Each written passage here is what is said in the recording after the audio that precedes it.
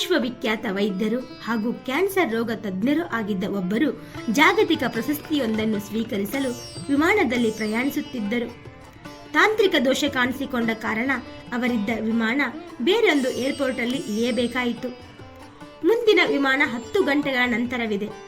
ಕಾರಿನ ಮೂಲಕ ಹೋದರೆ ಕೆಲವೇ ಗಂಟೆಯಲ್ಲಿ ಆ ಸ್ಥಳಕ್ಕೆ ತಲುಪಬಹುದೆಂದು ಅಲ್ಲಿದ್ದವರಿಂದ ತಿಳಿದು ಕಾರು ಬಾಡಿಗೆ ಪಡೆದು ಹೊರಟರು.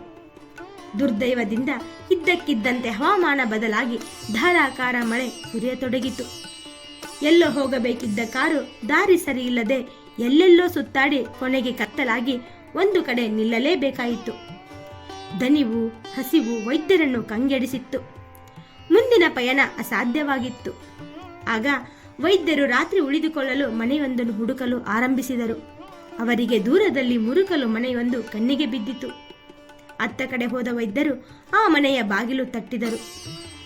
ಮನೆಯ ಬಾಗಿಲು ತೆರೆದ ಮಧ್ಯವಯಸ್ಕ ಮಹಿಳೆ ಅವರನ್ನು ಒಳಕರೆದು ಪರಿಸ್ಥಿತಿ ತಿಳಿದುಕೊಂಡು ಬಿಸಿ ಬಿಸಿ ಕಾಫಿ ಮತ್ತು ಉಪಹಾರವನ್ನು ಕೊಟ್ಟು ಸತ್ಕರಿಸಿದಳು.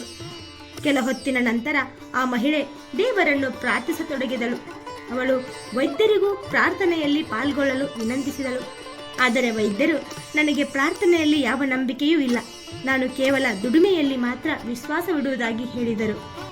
ಆಗ ಮಹಿಳೆ ತಾನೊಬ್ಬಳೇ ಪ್ರಾರ್ಥನೆ ಮುಂದುವರೆಸಿದಳು. ಅವಳ ಪ್ರಾರ್ಥನೆ ಮುಗಿದ ನಂತರ ವೈದ್ಯರು ಕೇಳಿದರು, ಯಾತಕ್ಕಾಗಿ ನೀನು ದೇವರನ್ನು ಪ್ರಾರ್ಥಿಸುತ್ತಿದ್ದೀಯಾ? ದೇವರು ನಿನ್ನ ಪ್ರಾರ್ಥನೆ ಈಡೇರಿಸುವನೆಂಬ ಭರವಸೆ ನಿನಗೆ ಇದೆಯಾ? ಅದಕ್ಕವಳು, ನನ್ನ ಮಗುವಿಗೆ ವಿಶಿಷ್ಟ ರೀತಿಯ ಕ್ಯಾನ್ಸರ್ ರೋಗವಿದೆ.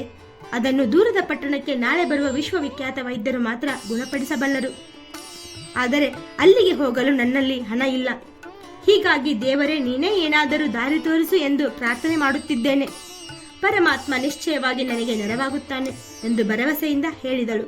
ಗಾಡ್ ಈಸ್ ಗ್ರೇಟ್ ಎಂಬ ಮಾತು ವೈದ್ಯರಿಗೆ ಅರಿವಿಲ್ಲದೆ ಅವರ ಬಾಯಿಂದ ಬಂದಿತು.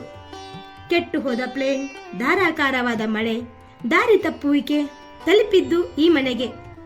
ನನ್ನದೇ ಪ್ರಪಂಚದಲ್ಲಿ ಬಿಡುವಿಲ್ಲದ ಕೆಲಸದಲ್ಲಿ ಮುಳುಗಿರುವ ನನ್ನನ್ನು ಹಣವಿಲ್ಲದಿರುವ ಆದರೆ ದೇವರ ಮೇಲೆ ಅಪಾರ ಭರವಸೆಯನ್ನು ಹೊಂದಿರುವ ನಿನ್ನ ಬಳಿ ಕಳುಹಿಸಿದ್ದಾನೆ. ಚಿಂತೆ ಬಿಡು ತಾಯಿ, ಆ ಮಗುವಿನ ಆರೋಗ್ಯದ ಹೊಣೆಯನ್ನು ನನ್ನ ಮೇಲಿದೆ ಅಂದರು. ಜೀವನದಲ್ಲಿ ಯಾವುದೂ ಆಕಸ್ಮಿಕವಲ್ಲ. ಪ್ರತಿಯೊಂದರಲ್ಲೂ ಒಂದು ಅಜ್ಞಾತ ಕಾರಣ ಇದ್ದೇ ಇರುತ್ತದೆ. ಅದು ಭಗವಂತನ ಪ್ರೇರಣೆ ಆಗಿರಬಹುದು ಅಥವಾ ನಿಸರ್ಗದ ನಿಯಮವೂ ಆಗಿರಬಹುದು. ಚಿಕ್ಕ ಚೊಕ್ಕ ಮಾಹಿತಿಗಾಗಿ ನಮ್ಮ ಚಾನೆಲ್ ಸಬ್ಸ್ಕ್ರೈಬ್ ಮಾಡಿ.